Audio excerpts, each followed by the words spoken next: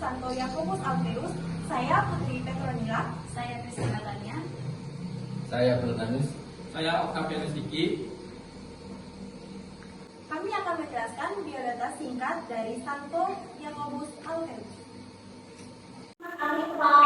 Santo Yakobus anak Alfeus disebut juga Yakobus muda.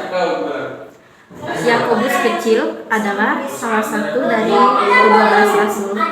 ke-12 rasul Yesus Kristus yang dicatat dalam bagian perjanjian baru di Alkitab Kristen. Kelahiran Galilea, Israel, meninggal pada 62 Masehi di Yerusalem.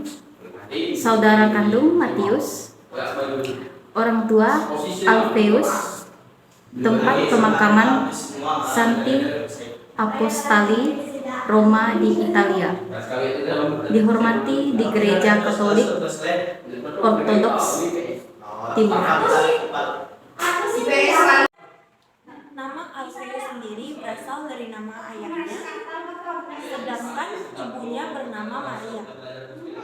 Sebelum menjadi murid Tuhan Yesus, Yakobus anak Alfeus bekerja sebagai seorang pemungut cukai dengan tugas sebagai kolektor pajak tanpa paksaan kepada rakyat maupun para pedagang.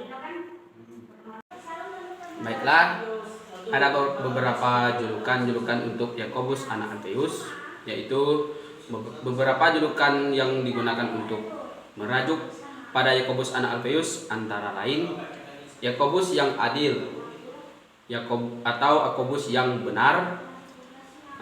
Yakobus anak Alfeus sering juga disebut Yakobus muda, dan dalam bahasa Latin disebut Homikros yang artinya kecil. Nama Yakobus Alfeus hanya disebut dengan jelas sebanyak 4 kali dalam Alkitab.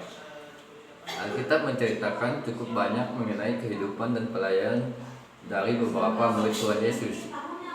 Sebaliknya, beberapa di antaranya tidak terlalu menonjol.